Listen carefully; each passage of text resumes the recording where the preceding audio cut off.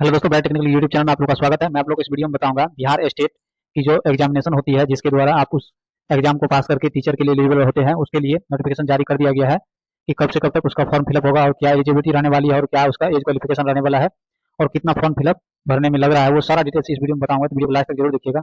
और वीडियो आपको अच्छा लगे तो लाइक करके चैनल को सब्सक्राइब जरूर कर लीजिएगा। चलिए वीडियो को शुरू करते हैं। तो ये आपको जो नोटिस है, ये देखने के लिए आप डिस्क्रिप्शन बॉक्स में एक लिंक दिया गया है टेलीग्राम चैनल का, वहाँ टेलीग्राम पे जाइएगा तो वहाँ पे आपको ये पीडीएफ मिल जाएगी। उसके बाद चलिए इसमें मैं आपको शुरू करके दिखाता हूँ। इसमें दो पेपर होते हैं बेसिकली। जो पेपर फर्स्ट होते हैं उसमें आपको 9th-10th के लिए एलिजिबल होते हैं, और पेपर जो सेकंड होता है उसके लिए 11th-12th के लिए एलिजिबल होते हैं। इसमें शैक्षणिक योग्यता के बारे में पूरा डिटेल्स दे दिया गया है, इसको आप पढ़ सकते हैं। मैं आपको जो मुख्य बातें हैं उसको बताते जाऊंगा, क्योंकि ये वीडियो बहुत ही बड़ा हो जाएगा अगर एक एक स्टेप की चर्चा करें। तो सबसे पहले यहाँ पर देखेंगे तो पहली बात यहाँ पे दिया गया है कि ये परीक्षा जो है, परीक्षा के प्रश्न बहुविकल्पी ऑब्जेक्टिव टाइप से होंगे और प्रत्येक प्रश्न के 1 अंक होंगे और नेगेटिव मार्किंग नहीं होगी। यहाँ पर तो स्पष्ट कर दिया नेगेटिव मार्किंग नहीं होगी, लेकिन नॉर्मलाइजेशन लास्ट में किया जा सकता है, ऐसा हो सकता है आगे चल के। चलिए आगे आते हैं। तो आपको पेपर 1 में ये सारा सब्जेक्ट के लिए अगर आप फॉर्म फिलअप करना चाहते थे, ये जो एजुकेशन क्वालिफिकेशन आपको दिया गया, मेरे माउस के कर्सर को देखिए। इसके लिए आप ये एजुकेशन क्वालिफिकेशन को अच्छी तरीके से पढ़ लीजिए, जिसमें कि पहला दिया गया है कि आपको कम से कम 50% अंक सहित किसी मान्यता प्राप्त विश्वविद्यालय से स्नातक या स्नातकोत्तर अर्थात पीजी होना चाहिए, और साथ ही साथ राष्ट्रीय अध्यापक शिक्षा परिषद से मान्यता प्राप्त संस्थान से बीएड भी होना चाहिए। ये एजुकेशन क्वालिफिकेशन इनका हो गया। इसमें आप कम से कम एजुकेशन इसका ग्रेजुएशन पास बीएड होना चाहिए, और आपको पेपर 2 के लिए पीजी के साथ बीएड होना चाहिए। और ज़्यादा डिटेल्स के लिए आप इसको पढ़ सकते हैं। उसके बाद हम आगे बढ़ते हैं और आपको बताते हैं कि इसकी एज की बात कर लेते हैं। एज आपको 1 अगस्त 2023 को अधिकतम आयु सीमा जो है जनरल की पुरुष के लिए 37 वर्ष और जनरल महिला के लिए आपको 40 वर्ष, पिछड़ा वर्ग बीसी जिसको बोलते हैं उसके पुरुष और महिला के लिए 40 वर्ष दिया गया है, अति पिछड़ा वर्ग के लिए ईबीसी जिसको बोलते हैं उसके लिए 40 वर्ष दिया गया, अनुसूचित जाति के लिए 42 वर्ष और अनुसूचित जनजाति एससी और एसटी इसके लिए 42 वर्ष दिया गया है एज में। वहीं अगर पास होने की बात अगर करते हैं तो पास होने के लिए आपको जनरल को 50% अंक कम से कम होना चाहिए। उसके बाद पिछड़ा बीसी के लिए आपको 45.5 अंक होना चाहिए और ईबीसी के लिए 42.5 और एससी एसटी के लिए 40% अंक होना चाहिए, और दिव्यांग के लिए 40% और महिला के लिए 40% अंक होना अनिवार्य है।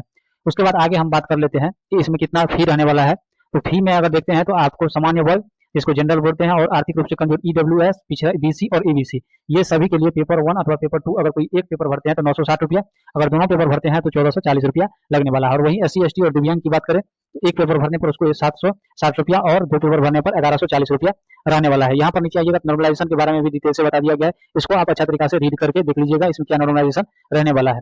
वहीं आगे हम बात कर लेते हैं, मुख्य बात जो है वो डॉक्यूमेंट की है कि डॉक्यूमेंट क्या सब तैयार करके रख लेना है, उसको आप अच्छा तरीका से ध्यान दीजिए। डॉक्यूमेंट को मिस मत कीजिएगा, क्योंकि अगर डॉक्यूमेंट मिस हो जाएगा तो आपका फॉर्म रिजेक्ट हो जाएगा। डॉक्यूमेंट की बात करें तो इसमें सबसे पहले आपको मैट्रिक का जो है प्रमाण पत्र और अंक पत्र, जिसको प्रोविजनल या मूल कहते हैं, मूल नहीं तो प्रोविजनल, और अंक पत्र मार्कशीट ये होना चाहिए। उसके बाद इंटर का प्रमाण पत्र एवं अंक पत्र होना चाहिए। स्नातक का प्रमाण पत्र और अंक पत्र, ये दोनों चीज मांगा गया है सभी का, और स्नातक का आपको प्रमाण पत्र एवं अंक पत्र होना चाहिए। बीएड का भी प्रमाण पत्र और अंक पत्र होना चाहिए, और अगर आपके पास कोई अन्य शैक्षणिक योग्यता है तो उसका भी आप अंक पत्र और प्रमाण पत्र रखिए। उसके साथ ही साथ आगे बढ़ते हैं। अब मुख्य बातें आगे में जो है वो है सक्षम पदाधिकारी द्वारा निर्गत आवासीय प्रमाण पत्र होना चाहिए।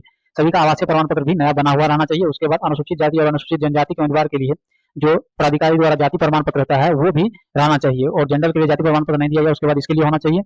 और अत्यंत पिछड़ा वर्ग और पिछड़ा वर्ग ईबीसी और बीसी के लिए जो non creamy layer NCL certificate होता है वो भी बना रहना चाहिए। ये मुख्य बात है कि इसको आप अच्छा तरीका से देख लीजिए कि आपका एनसीएल बना होना ही चाहिए। आरक्षण का दावा करने वाले जो विवाहित और महिलाओं की जाति अद्यतन क्रीम लेयर, अर्थात इसका कहने का मतलब है कि जो भी महिला विवाहित है अगर जाति कैटेगरी से दे रहे हैं तो उसके लिए उसके पति के नाम से जाति नहीं होना चाहिए, जबकि पिता के नाम से जाति निर्गत होना चाहिए।